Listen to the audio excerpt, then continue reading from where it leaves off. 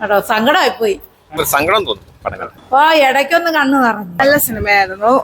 കുട്ടി ഇതിനകത്തൊരു കുട്ടി ഉള്ളതും എല്ലാം നല്ല അഭിനയമായിരുന്നു. ആസിഫ് അലിയും എല്ലാം അടിപൊളിയായിരുന്നു. എല്ലാവരും നല്ലൊരു ഫാമിലി മൂവിയാണ്. ക്ലൈമാക്സ് കൊള്ളാം, ഫീൽ ഗുഡ് ആണ്. ഇമോഷണൽ പരിപാടിയൊക്കെ ഇമോഷണൽ കുഴപ്പമില്ല, കുറച്ചൊക്കെ ഇമോഷണൽ. എനിക്ക് അത്ര ഇമോഷണൽ ആയില്ല ഞാൻ. ഓക്കെ, കുഴപ്പമില്ല. നല്ലൊരു മൂവിയാണ്, ഫാമിലി മൂവി. ദിവ്യപ്രഭ എല്ലാം കൊള്ളായിരുന്നു. നല്ലൊരു മെസ്സേജ്.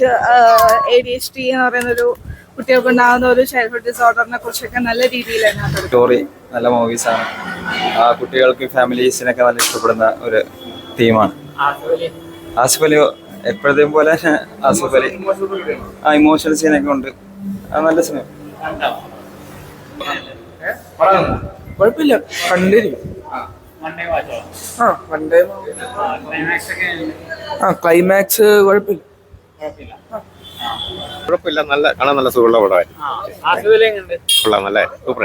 കോമഡി പരിപാടിയൊക്കെ ഉണ്ടോ? കോമഡി, കുറച്ച് കോമഡി ഉണ്ട്, എന്നാലും നല്ല നമുക്കൊരു സങ്കടം തോന്നും പടങ്ങൾ. അതെ, ശരി. എന്താ ഇഷ്ടപ്പെട്ട സിനിമയിൽ കൂടുതൽ ഇഷ്ടപ്പെട്ടു? എന്തോ അതിനകത്ത് കുട്ടീനെ ഇഷ്ടപ്പെട്ട് സങ്കടം വന്ന. പിന്നെ എന്തിനാ പറഞ്ഞ അമ്പിളി മാമയും കടലൊക്കെ കണ്ട? നല്ല സിനിമയാന്ന് പറ.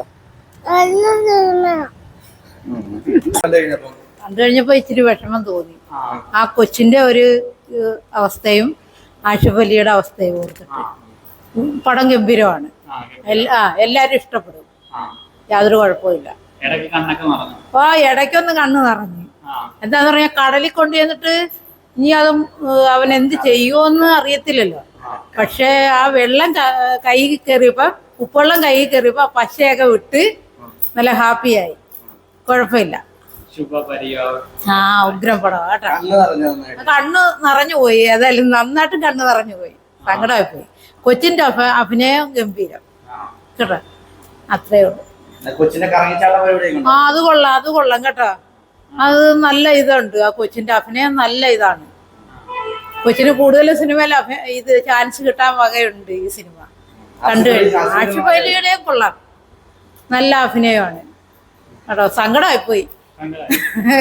ആ കൊച്ചിന്റെയും ആഷിഫ് അലിയുടെയും ഒരു കഥാപാത്രം നല്ല ഗംഭീരമാണ്. ഏതായാലും ഞാൻ മുഴുവനും കണ്ട്.